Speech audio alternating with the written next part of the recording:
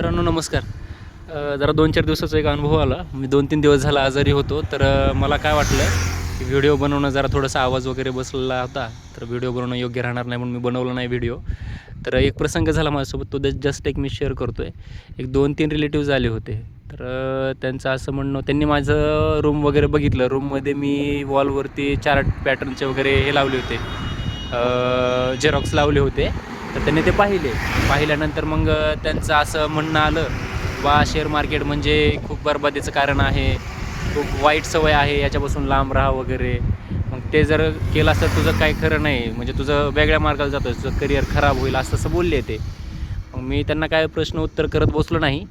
Just त्यांना असं दाखवून दिलं की बाबा मला याच्यातलं काय माहीत नाही, हे जस्ट मी एक शॉक म्हणून करतो आहे, किंवा मी काय करत नाही, जस्ट मला आवड आहे म्हणून मी ते लावलेलं आहे. तर मला एवढंच सांगायचं मित्रांनो, की मार्केटबद्दल लोकांची मानसिकता जी आहे ना, ती खूप निगेटिव्ह आहे. जी लोकांची सायकॉलॉजी आहे ना, ती खूप निगेटिव्ह आहे. म्हणजे त्यांना असं वाटतं की जर म्हणजे त्यांच्या बोलण्यातून मला असं कळालं की जर तुम्ही मार्केट करताय तर तुम्ही त्याच्यामध्ये बरबाद होणार, म्हणजे तो एक जुगार आहे, असं लोकांचं म्हणणं आहे. थोडक्यात त्यांना असं वाटतं की याच्यामध्ये काहीच नाही आहे. म्हणजे सांगायचा उद्देश असा की लोकांना या गोष्टीकडे बघायचा जो दृष्टिकोन आहे तो अजून देखील बदललेला नाही. पण ॲज अ बिझनेसमॅन म्हणून, ॲज एक बिझनेस म्हणून जर तुम्ही याच्याकडे बघितलात ना, एक डिसिप्लिन जर फॉलो करून बघितलात ना, तर एकदम सोपा पर्याय आहे हा. मग याच्यापेक्षा बेस्ट पर्याय कोणताच नाही आहे. आणि थोडक्यात सांगायचं तर ते मला बोलता बोलता असंही म्हटले, जर एवढं सोपं असतं शेअर मार्केट करणं तर कोणीही केलं असतं. मग टाटा, अंबानी, बिर्ला वगैरे नाही का, या मोठ्या लोकांनी सुद्धा हेच केलं असतं. ते काही येडे आहेत का मोठे धंदे करायला वगैरे. तर मी मनातल्या मनात हसलो. म्हटलं आता यांना सांगून देखील लक्षात येणार नाही.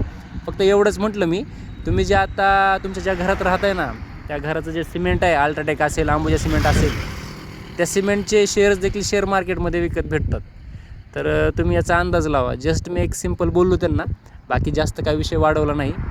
सो सांगायचा अर्थ असंच आहे की लोकांकडे लक्ष देऊ नका. लोक तुम्हाला सपोर्ट करायला नाही, निगेटिव्हिटी दाखवण्यासाठी, तुम्हाला मागे खेचण्यासाठी बोलतील, किंवा त्यांचा हेतू चांगलाही असू शकतो. कोणालाही वाटतं की चांगलं व्हावं किंवा कुठल्याही वाईट मार्गाला लागू नये, साहजिक आहे, वाटू शकतं कोणालाही.